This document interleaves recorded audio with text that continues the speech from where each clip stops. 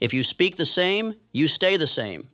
And if your words have ruled you until now, then for the next 30 days, you must rule them. This is not a motivational challenge. This is a vow, a sacred agreement between your higher self and the man you were always meant to become.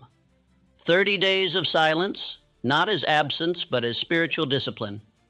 If you accept this, you will walk through a fire that burns away the old voice, the weak voice, the distracted voice, the emotional voice, and in its place you will forge authority, command, clarity, and purpose. Say nothing unless it builds, and watch what rises from within. You have spoken enough. That is the truth. You have explained, you have declared, you have promised and planned aloud. And what has come of it? Have your words built the life you claim to desire? Have your explanations moved mountains? Or have they become the noise that buries your identity beneath distraction and emotion? Let me say it plainly. Most men speak more than they act. They use their words not as tools of construction, but as shields for weakness. They speak from habit, from nervousness, from impulse. They react instead of observe. They explain instead of move. They confess emotions instead of directing them. And every time they open their mouth without clarity or conviction, they weaken the very foundation they are attempting to build. Speech is not harmless. It is creative. It is formative. It is instructional. And if your speech is undisciplined, then your life will mirror that chaos. Your subconscious mind listens to everything you say, and it believes you. Not once, not when you mean it, but every time. Repetition is law. Emotion is fuel. If you continue to speak without vision, without accuracy, without restraint, you will never command your inner world, and you will never build the outer one. This is why we begin with silence. I do not offer you a challenge. I offer you a vow, a sacred agreement between your higher self and the part of you that has remained enslaved to talk. For 30 days, you will be silent, not as a retreat, but as a preparation, not as absence, but as the regathering of internal power. You will not suppress your spirit. You will concentrate it. You will stop speaking to be understood. You will stop leaking emotion through language. You will stop polluting your direction with idle comments, quick replies, nervous laughter, or scattered thoughts. You will, for the first time in years, hold the line within. Silence is not passivity. It is preparation. It is the gathering of fire before the strike of the hammer. It is the storing of command before the sentence is issued. It is the mental fast that precedes spiritual clarity. You will learn a spiritual law in this silence. Speech without purpose is permission for weakness to remain. You have permitted too much. You have tolerated your own emotional leakage. You have allowed opinions to escape without fact, frustration to become language, confusion to become noise. But no more. From this day forward, you speak only what you have earned the right to say. Speech must be born of thought, clarity, and vision. No more guessing aloud. No more half-finished theories. No more commentary. You will speak only what is tested, what is refined, what is ready. And until then, you will say nothing. Think now of John D. Rockefeller. He was not a loud man. He was not theatrical. In meetings, he spoke so little that others grew nervous. They filled the silence with opinions, with predictions, with chatter. But Rockefeller sat still, listening, calculating. His silence was not emptiness. It was dominance. His restraint was not weakness. It was the evidence of internal certainty. And when he finally spoke, his words were not debated, they were followed. That is power, and it is now your path. For 30 days, you will speak only when absolutely necessary. You will eliminate unnecessary talking. You will abstain from opinions. You will not explain yourself. You will not react with words. You will let others talk. You will let the world chatter, but you will be still. Let this be the new law over your mouth. No unnecessary talking, no opinions, no emotional leaks, no casual explanations. Every word will be weighed, or it will not be spoken. This vow is not for the faint of heart. It is not for the man who still finds comfort in expressing weakness. It is for the man who is ready to build himself from within. It is for the man who is tired of leaking energy and ready to concentrate it. It is for the man who no longer needs to be heard because he is becoming someone the world cannot ignore. Let your silence become your structure. And now you will speak your first and only sentence today. For 30 days I hold my words. I guard my power. I choose silence over exposure. Say it aloud. Say it with posture. Say it with clarity. Say it again. And say nothing else. Because the vow has begun. The words you speak have not merely described your condition. They have created it. You do not speak about weakness. You instruct it. You do not talk about delay. You program it. Every time you have said, I can't, it's hard. I'll try. You carved a deeper groove into the machinery of your mind. That groove became identity.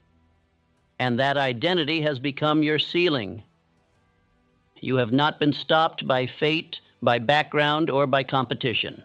You have been stopped by your own language, by repetition, by volume, by idle phrases thrown carelessly into the wind, each one a small agreement with limitation.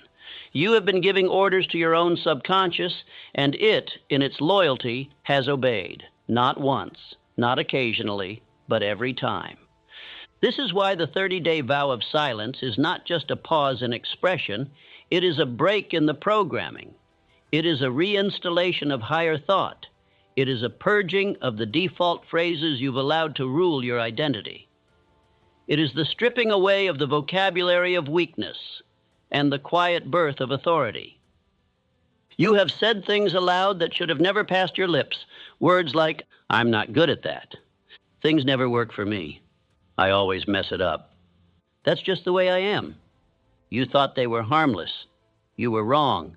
You thought they were honest. But they were dishonest to the man you are capable of becoming. And every time they escaped your mouth, your subconscious recorded them as law. Understand this. Words are not reflections. They are blueprints. You are not describing reality. You are defining it. Even your inner dialogue, if left unchecked, becomes a chain around your progress. You do not have to believe the words for them to be dangerous. You only have to repeat them. This is the silent poison of language, and the vow is the antidote. Let me show you how powerful silence can be when aligned with execution. Henry Ford was misunderstood most of his life. He was not known for eloquence. He was not celebrated for his speech. In fact, he was often mocked for it. Men assumed his silence meant simplicity, but they missed the truth. His silence meant direction. Ford was not interested in convincing. He was interested in creating. He had no time for debating. He was too focused on building. He did not declare intention. He delivered it. He rarely explained himself. And when asked why, he said, "Thinking is the hardest work there is." Most men avoid silence because they do not know how to think. Ford welcomed it because in silence his vision became vivid. He understood what you are now learning. Speech is a public act of belief.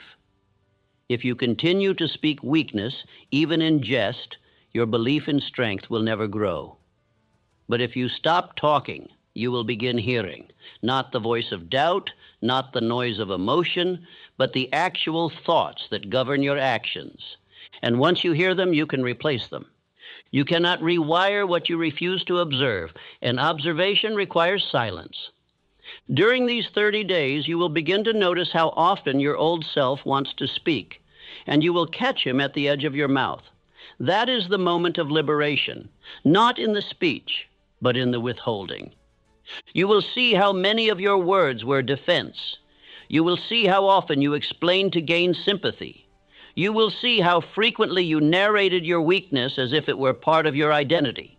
And in silence, you will feel that identity fall apart. That is not death. That is rebirth. Now I give you a drill, a simple law to observe with vigilance. Catch yourself before every word. Ask, does this build me or bind me? If it builds, it may be spoken. If it binds, you will remain silent. Do not justify it. Do not explain it. Let it pass. Let it die unspoken. This single moment, this pause, will be the beginning of 1,000 new thoughts that never could have entered a mind polluted with uncontrolled speech. And now I give you a declaration. Speak it aloud. Speak it like you mean it, not for show, but for structure. I have no words for weakness. I build in silence. I obey inner command. Again, I have no words for weakness. I build in silence. I obey inner command. This is your identity now. Not because you hope it is, but because you will enforce it with discipline. You are not here to describe your limits. You are here to replace them. And the first tool in that replacement is silence. Your intentions have not failed you. Your inconsistency has. The man who intends to rise but speaks in contradiction to that aim is a man divided against himself, and no divided mind can produce greatness. If your subconscious receives one command in the morning and another at midday, it obeys neither. It returns to drift, because the subconscious does not respond to inspiration. It responds to repetition. Understand this law, and you will understand why most men fail before they begin. The subconscious mind does not follow what you mean. It follows what you repeat. It does not reward ambition. It rewards discipline. It does not recognize emotion. It recognizes consistency backed by belief. You may intend to become rich, strong, focused, or calm. But if your words contradict that aim, especially your repeated, emotional, careless words, then your intention is overruled by your instruction. And what is instruction? It is the repeated language of identity, spoken aloud, emotionally reinforced, and allowed to play unchallenged across the mind. This is the law of autosuggestion, and it governs every outcome you create. Autosuggestion is not a spiritual novelty. It is the programming system by which all mental habits are formed, and habits form results. This law is always active. Whether you know it or not, whether you like it or not, you are always instructing your subconscious. The only question is, what are you saying to it? You may speak positive affirmations for 2 minutes each morning, but if you complain, react, gossip, vent, or narrate weakness for the remaining 16 hours, then your subconscious is receiving the real command. Stay small, stay distracted, stay safe. This is why silence for 30 days is not just a practice. It is a shock to the cycle. It is the forced stillness that halts the leak. It is the first condition necessary for reinstallation. You cannot install a new belief until the old language is removed.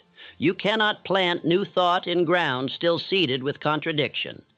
Every careless sentence you've ever spoken, every moment of, I don't know, I'm not ready, that's just how I am, has been written into the fibers of your self-image. The vow of silence is a spiritual fast, a purging of speech that no longer serves the man you are becoming. And once the mind has been cleared of noise, once your tongue is no longer an untrained instrument, then and only then may you begin again, but this time with precision. Let me give you the structure. You will in silence begin to write a new series of declarations. You will not speak them aloud until the 30 days are complete. You will not show them to others. You will not treat them as motivational phrases. They are not for comfort. They are not for emotional relief. They are for command. You are writing new orders to the mind, and therefore they must be crafted in the structure of certainty. The formula is this: I am. This is identity. You speak as the man you already are becoming. I do. This is action. You affirm behavior. I build. This is purpose. You establish direction. I demand. This is will. You instruct your subconscious that there is no turning back. Let me give you examples, not for mimicry, but for instruction. I am a man of action. I do not wait. I do not explain. I move. I do the work others avoid. I do what must be done without complaint. I build order, power, wealth, and peace through daily discipline. I demand clarity from my thoughts and structure from my hours. You will write 5 of these, not more, not less. You will write them as law. And for the remaining days of the vow, you will read them silently each morning, not aloud, not yet, because your mouth has not yet been trained to speak only what serves. In the silence, these declarations will take root. And by the end of 30 days, your voice will be clean again. And when it is clean, you will speak these lines aloud. And when you do, your subconscious will believe you, not because it was inspired, but because it was prepared. Let me offer an image to deepen your understanding. Thomas Edison, known for his relentless experimentation, did not waste words. He was not a man of public declaration. He did not attend functions to speak of what he had not yet built. He did not lecture on the potential of his inventions. He spoke to himself, alone in his lab. He spoke to his associates with clarity and brevity. And when he failed, he said nothing to the crowd. He returned to the table and resumed the work. He spoke only what built the next test, not what pleased the ears of doubters. His speech was never for approval. It was for action. And the subconscious of that man obeyed him because he never allowed contradiction. You must now become like Edison.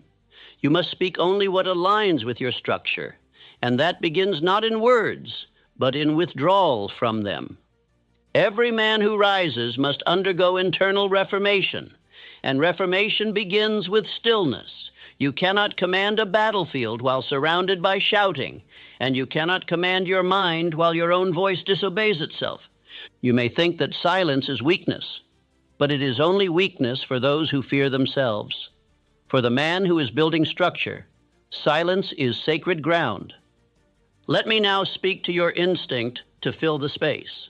You will feel the urge to speak before your mind is ready. You will feel the need to explain, to soften, to release pressure with casual words. Deny this urge. Let it die. Sit with the pressure. It is not punishment. It is purification. Your emotions may rise. Your thoughts may rebel. Let them. Watch them. Say nothing. The fire is cleaning you. The silence is reshaping you. Your tongue is being retrained by restraint. And from this silence will emerge not a softer man, but a clearer one. A man whose voice no longer repeats the noise of the crowd, but declares the instruction of a sovereign spirit. And now your drill. Write 5 declarations using the formula, I am, I do, I build, I demand. Read them each morning in silence. After reading, reflect on how your actions that day will reflect each line. On day 31, speak them aloud, 10 times each, with power, breath, and certainty. And now, your affirmation. I train my mind by holding my tongue. I speak only to command. Say it once, and let it ring inside you. Say it until your voice returns to you as an ally, not a saboteur. You are not what you say you are. You are what you say repeatedly. And what you say repeatedly, your subconscious obeys without question. So silence is not the end. It is the first condition for a new beginning. The mind does not tire from labor. It tires from noise. It is not the volume of work that burns you out. It is the volume of thought you never controlled. It is the emotional words you never restrained. It is the talking, explaining, reacting, expressing, responding, none of which ever built anything of value, but each of which depleted your power like water, spilling from a cracked vessel. If you feel scattered, it is because you are spread too thin through speech. If you feel tired, it is because you are overdrawn by unnecessary explanation, not meaningful effort. The average man leaks more strength through careless conversation than he does through hard labor. Speech, like thought, is currency. It costs energy. Every word is a decision. Every decision is a withdrawal from the vault of willpower. If your words are many, your mind will be weak. If your decisions are constant, your focus will be diffused. And if your focus is diffused, your future will remain out of reach. Silence is conservation. Silence is storage. Silence is spiritual concentration. When you withdraw from speech, you do not become passive. You become potent. You gather your force. You reclaim your clarity. You begin to feel the return of a long-lost strength, the strength that belongs only to the man who no longer needs to be heard. That man is rare, but that man changes every room he walks into. Let me teach you something few men will ever understand. A man who speaks little, but acts with precision, has more influence than 1,000 men with smooth tongues and no center. A man who sits still and says nothing, but radiates decisiveness, calm, and self-respect, is felt by others before he opens his mouth. He commands not because he demands, but because he carries his energy instead of spending it. Presence is what is left when unnecessary speech has been removed. When you walk into a room and say nothing, but your eyes are clear, your posture clean, your steps unhurried, people notice, not because you performed, but because you preserved. You carry energy that has not been depleted by talking. You carry decisions already made in silence. You do not chase attention. You anchor the space by occupying it. Silence increases gravity. Most men chase influence by making noise. They misunderstand the law. The more they talk, the more they blend in. The louder they get, the less they are heard. Because attention follows not sound, it follows power. And power is not displayed, it is felt. Let me give you the law. He who is silent becomes visible. He who is loud becomes forgettable. The invisible man is the one who tries too hard to be seen. The unforgettable man is the one who does not chase attention, but arrives with purpose and needs no permission to remain. The greatest among men have always understood this. Abraham Lincoln, whose clarity reshaped a nation, was not known for dominating rooms with talk. He sat quietly, often for long stretches, while others debated. His silence made others uncomfortable, but it made him immovable. He allowed confusion to unravel while he sharpened his own ideas in stillness. When he did speak, it was with finality, not because his speech was eloquent, but because it was backed by clarity purchased in silence. His presence said more than his words ever needed to. That is your new model for the next 30 days and for the rest of your life if you are wise. You will begin practicing presence without speech, not as an act, not as a posture, but as a way of being. You will let others speak freely. You will listen, not to respond, but to learn. You will notice how often you once filled the air with words and how unnecessary it always was. You will allow the silence to work on you, to expose the parts of your identity that only existed when you were speaking. You will feel uncomfortable at first. That discomfort is the heat of transformation. Do not run from it, sit in it, and grow. Your presence will begin to change. You will move more slowly. You will stop needing to say what you think. You will know what you think without needing to broadcast it. You will discover that people listen more carefully when you speak less. You will be asked for your input more often when you withhold it more wisely. Because silence is magnetic, and when your energy is no longer leaking through casual words, it begins to form a force around you that no one can ignore, even if you say nothing at all. Now I give you a new drill. Each day during this vow, practice entering spaces with presence, not words. You may walk into your office, your home, a conversation, a meal, or a decision-making moment, but you will not lead with your mouth. You will lead with your composure, with your attention, with the energy you have kept within. Sit. Listen, watch, respond only if necessary. And if you must speak, speak only what builds. This single habit will rewire your nervous system. You will stop reacting. You will begin perceiving. You will stop performing. You will begin deciding. You will stop burning energy and begin conserving it for forceful, creative direction. And now say this aloud. Not loudly, but clearly, slowly, like a man who means it. My silence speaks, my stillness builds, my presence precedes me. Say it again. My silence speaks, my stillness builds, my presence precedes me. This is not merely an affirmation, it is a command to the mind. It is a rewiring of the very rhythm by which you enter your days. You are no longer here to be loud.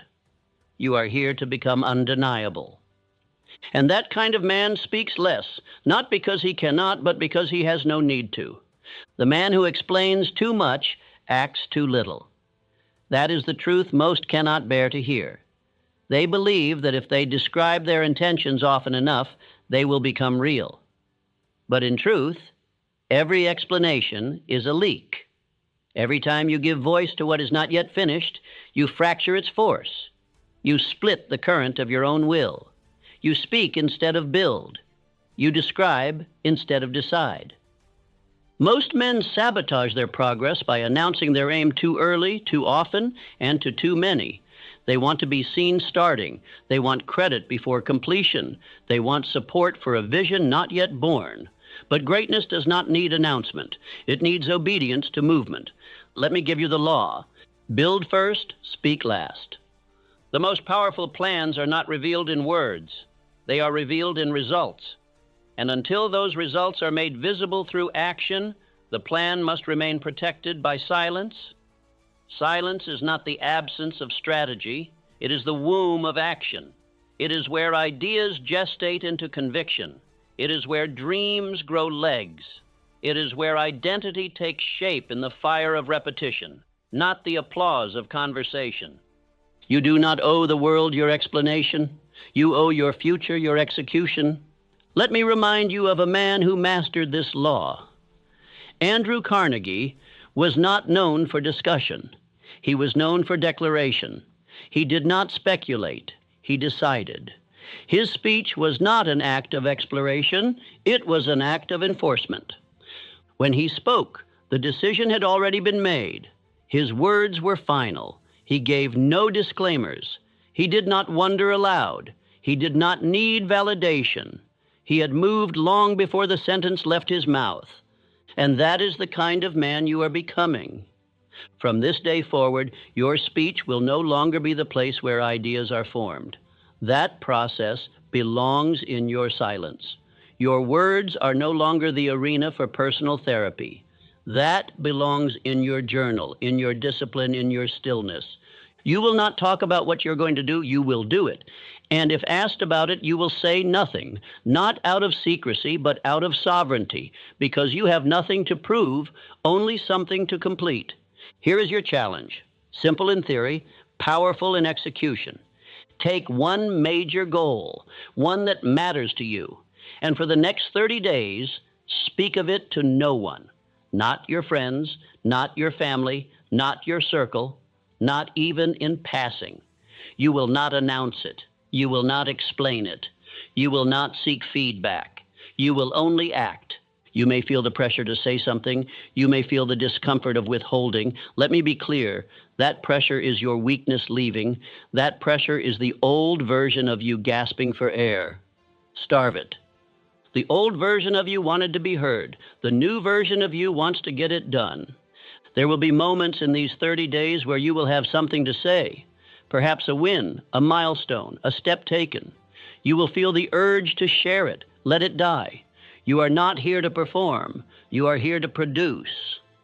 The vow of silence is not only about your voice. It is about your motives. If you need to speak in order to feel like something is happening, then you do not yet believe in the power of private action. But this vow will correct that. It will train you to derive satisfaction not from acknowledgement, but from movement. You will find after a few days of withheld speech that your action becomes cleaner, sharper, because you no longer waste energy narrating. You do not pause to tell the world. You simply continue. And that momentum compounds. Let me give you this truth. The more you explain yourself, the less they believe you. But the more you move without commentary, the more undeniable you become.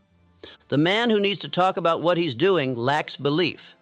The man who does not speak at all, but delivers what he has declared silently to himself, is a man no one can stop. So I give you your new structure. Choose your goal. Write it privately, keep it sacred. Each day, move on it without telling. Let the urge to speak pass through you. Let it die. Let your new power be seen in your progress, not your posts. And now your affirmation. Speak at once, slowly, with your head high, your shoulders back, your heart steady. My actions speak of destiny. My voice is reserved for command. Again, my actions speak of destiny. My voice is reserved for command. From this point forward, you are no longer a man of verbal planning. You are a man of silent completion. And when the work is done, the world will ask how you did it. You will say nothing. You will smile, because your life will have already spoken on your behalf. The purpose of silence is not to impress the world. It is to meet yourself. It is not to gain applause or appear composed or play the role of discipline. That is surface. The real value of silence lies in what it unveils beneath the noise, beneath the excuses, beneath the emotion, beneath the well-rehearsed mask you've worn for years. I am not asking you to stop talking for the world's sake. I am commanding you to stop talking so you can hear the voice that has been waiting inside you, your other self. There are two of you. There is the self that reacts, speaks quickly, hesitates under pressure, needs to be understood, seeks comfort in distraction, and drowns in opinions. That self is public, practiced, and temporary. That self is a product of external influence, shaped by what others have said and what the world has demanded. But then there is another self. A self you did not invent, but must uncover. A self that speaks with clarity, sees with force, moves without approval, and makes decisions from a place so deep and unshakable it feels like fire wrapped in stillness. That self does not speak often, but when it does, it speaks with finality. And it does not arrive through effort. It arrives through stillness. In Think and Grow Rich, I describe this encounter in no uncertain terms. It was not imagination. It was not fantasy. It was a voice, internal, clear, unshakable, that gave me direction when the world offered only confusion. It gave me instruction when logic failed. It emerged after hours of sitting, writing, thinking, and not speaking. It was in silence that I met the other self. And I tell you now, it was that voice that built everything, not the outer one, not the practiced one, not the one trained by society, but the inner self, the one forged by faith, guided by definiteness, and awakened only when the noise is removed. You have this same self. It lives within you now. It is not gone. It is not dormant. It is merely buried under layers of mental debris, daily distractions, and most of all, your own unnecessary speech. Every sentence you've spoken out of compulsion, every reaction, every explanation, every burst of commentary, it has all formed a wall around this deeper self, a wall so thick that most men never hear the voice again. But if you would be different, if you would rise while others repeat, you must now listen with the deepest kind of attention. And that attention cannot exist while the tongue is busy. 30 days of silence is not a performance. It is a reckoning, a removal of the mask, a return to source. And if you stay with it, if you sit in the discomfort, the boredom, the pull to speak, then something begins to shift. A voice begins to emerge, and it is not soft. It is not uncertain. It is not passive. It says things like, "You were not made to drift. You were not born to explain. You were built for direction, for order, for destiny." It reminds you of your definite chief purpose, not the one you say aloud to sound focused, but the one buried in your bones, the one you knew before the world talked you out of it, the one that still calls you back, not with noise, but with clarity. But you cannot hear this voice until the lesser voice dies. That is the secret no one teaches, that the highest part of you cannot rise until the loudest part of you is silenced. That power belongs to the man who can sit still long enough to hear instruction from within. Let me give you the principle. Stillness is not the absence of thought. It is the return of the true thought. When you stop reacting to everything outside, you begin hearing what is true inside. When you stop describing your frustrations, you start identifying your aim. When you stop speaking, the internal compass begins to rotate again. That compass is real. It will show you where to go. It will correct your course, but only in silence. Only when you've stopped proving. Only when you've stopped narrating weakness. And now I give you a command, not a suggestion. Each day during this vow, spend 15 minutes in absolute stillness. No talking, no planning, no reacting, just listening, just writing, just remembering who you were before you forgot. Ask yourself silently, what am I here to build? What thought must I replace? What does the man I am becoming believe that I have not yet said? And then write, you will not share it. You will not discuss it. You will write as a ritual. You will let the other self begin to speak, not with paragraphs, but with orders. Not with emotion, but with clarity.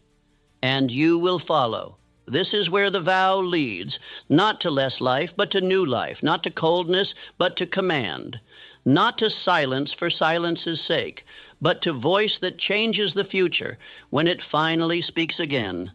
And now I give you your affirmation. Say it.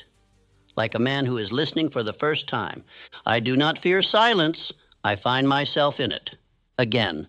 I do not fear silence, I find myself in it. Because when this vow is complete, when the noise is gone and the distractions are dead, you will know who you are again. And when you speak again, it will not be for reaction, it will be for direction. You may think that your silence will go unnoticed. You may fear that by saying nothing, you will become invisible. But listen carefully, the world does not follow noise, it follows weight. And weight does not require volume. It requires gravity. It requires internal command. It requires stillness enforced by intention. True presence needs no explanation. It does not beg for attention. It does not demand recognition. It is not loud. It is not flamboyant. But it is unmistakable. And it always gets noticed, not because it declares itself, but because it stands apart from the men who never stop talking. In these 30 days, if you follow this vow, not as ritual, but as identity, you will begin to feel the shift. Your words will become fewer. Your thoughts will become sharper. Your decisions will carry finality. And the people around you will begin to feel something they cannot explain. They will say something changed. They will say, he's different. They will not know what it is because you will not tell them. But your silence will begin to build a life that speaks without words. You must understand the law. He who masters silence builds a life that speaks without words. Most men build a personality. They assemble a costume of phrases, mannerisms, opinions, and noise. They change that costume based on the room. They speak to be liked. They express to be seen. But the man who walks in silence builds authority. He no longer seeks to be liked. He seeks to become undeniable. He does not wear a costume. He wears discipline. Let me remind you of the men whose names you still remember, not because they spoke often, but because they moved with certainty. Henry Ford was not loved for his charisma. He was respected for his clarity. He refused to explain his ideas when he had already decided. He let the world mock, and he delivered results. John D. Rockefeller spoke less than any man in the room, yet every man in the room watched him. When he finally spoke, the conversation shifted, not because he raised his voice, but because he never wasted it. Abraham Lincoln would sit through entire meetings without uttering a word, letting the fever of others burn out in noise while he sharpened his response in silence. And when he spoke, it was over. His presence came not from his position, but from his composure. These men built lives that commanded attention, not through performance, but through consistency, restraint, and direction. And you will do the same. Do not think for a moment that silence will make you weaker. It will make you sharper. It will not dim your influence. It will concentrate it. You will stop chasing recognition and begin drawing it, not through manipulation, but through the quiet force of becoming a man who needs no approval to move. You are not here to build a personality. You are here to build presence. You are not here to be charming. You are here to be consequential. Now I give you a command that may test your instinct. Do not announce your 30-day vow of silence to others. Do not broadcast it. Do not ask for understanding. Do not explain why you're speaking less. Say nothing about it. Just become it. Let your silence speak louder than any declaration could. If asked, you may smile. You may nod. You may offer a brief answer. But you will not turn your discipline into a show. You are not performing. You are practicing. You are not documenting a shift. You are embodying one. Let your family feel it. Let your circle sense it. Let your peers watch it. And let your actions, more deliberate, more focused, more final, tell them everything they need to know. Because after 30 days of silence, your voice will not only sound different, it will mean different. Your language will no longer be noise. It will be signal. Every sentence will carry the force of a man who has sat with himself and obeyed his own law. You will no longer speak to fill air. You will speak only to command it. And now say this aloud: calm, measured, and absolute. I am building a life that speaks when I say nothing.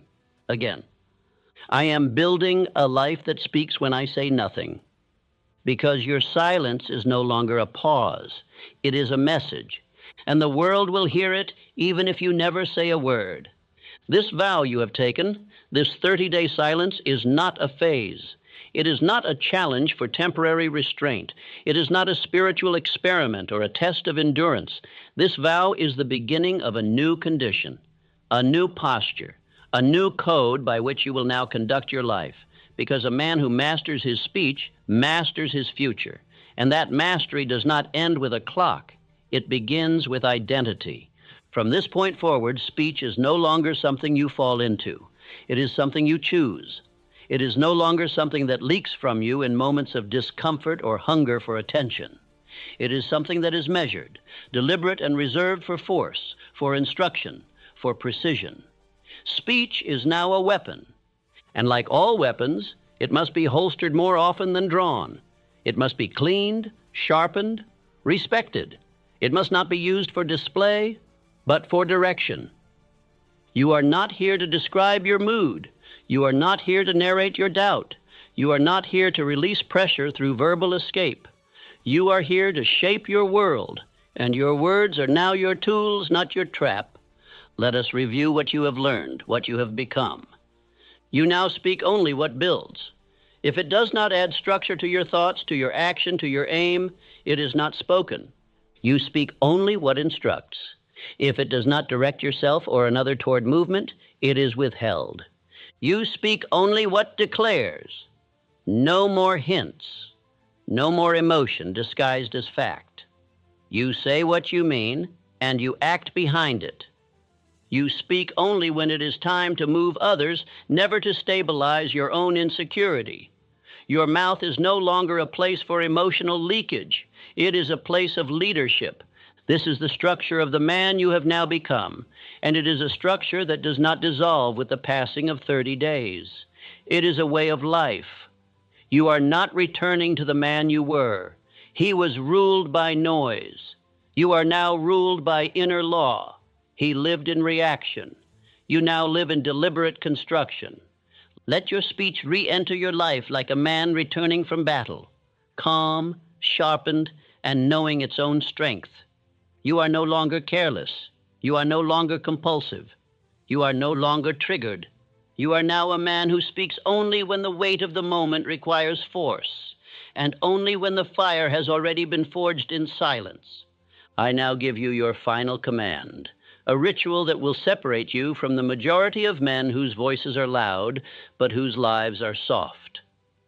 On day 31, you will read your 5 affirmations aloud, 10 times each, with posture, with breath, with power. You will not whisper them. You will not mutter them like wishes. You will speak them as declarations from a man who no longer permits the tongue to outrun the mind. You will look at yourself in the mirror and you will speak, I am the man you have chosen to become. I do the actions that shape your day. I build the life that cannot be shaken. I demand the internal obedience that creates external order. And these 5 statements will not be for motivation. They will be structure.